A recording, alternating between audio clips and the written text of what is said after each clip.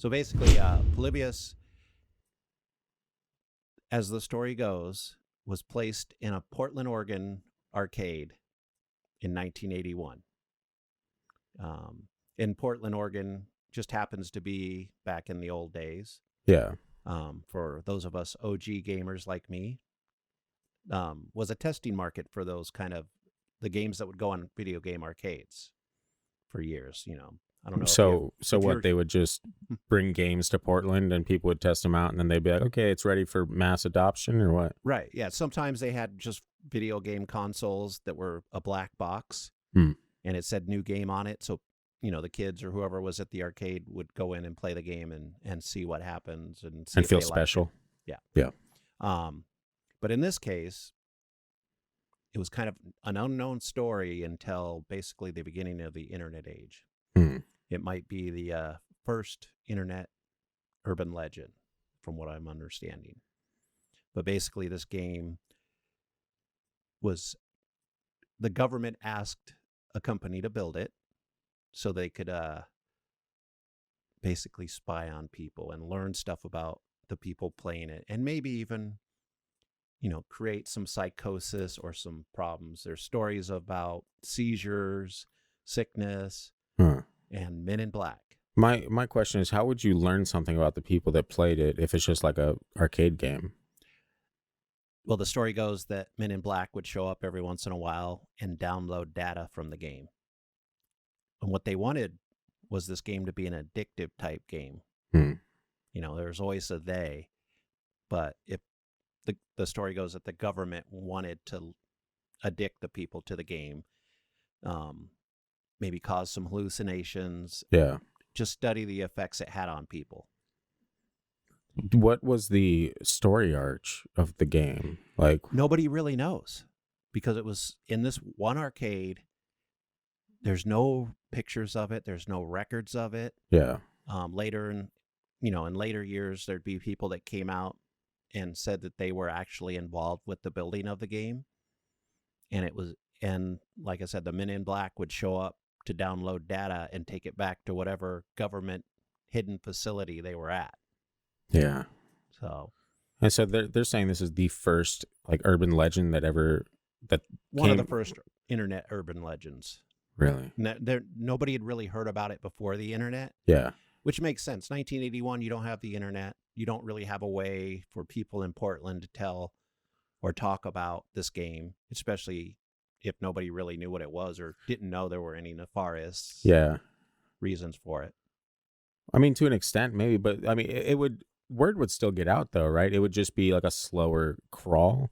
Or do you think it's impossible because it wasn't on the internet? One of the issues that like the skeptics will point to with it is that nobody's ever heard of it. And if this was causing seizures, because at the time, the parents of those early 80s were saying how video games were going to ruin society. Yeah. It was going to send their kids on the path that heavy metal music would. And oh no, not the heavy metal music, Christian. You know how parents get a little worried about different things like that. So at that time, we're way past how TV's going to run society. Yeah. We're getting to the point where video games are going to ruin society. Doesn't TV kind of already run society?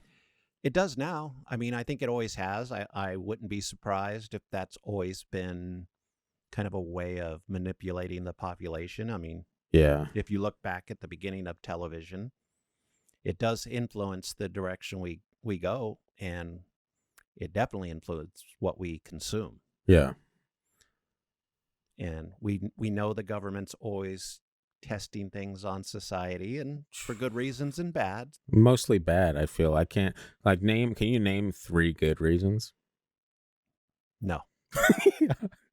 Okay. No, not really. Not off the top of my head. Well, there you go. Yeah. Can you name 1 good reason? No. Okay. We did it. It's all done. Welcome aboard. Yeah. I have joined your brigade. Yeah. At least in that.